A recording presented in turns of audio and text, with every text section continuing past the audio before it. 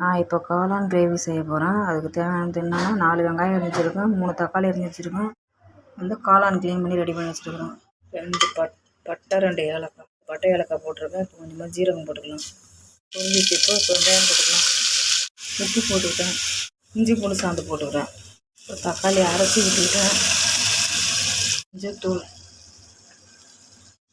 கரம் மசாலா, தனியாத்தூள், மிளகுத்தூள், சீரகத்தூள், மிளகாத்தூள் 2 ஸ்பூனு எல்லாம் ஒரு ஸ்பூன் போட்டுக்கிட்டேன் எல்லாத்துலேயுமே நான். இப்போ டைமில் காளான் போட்டுக்கலாம்.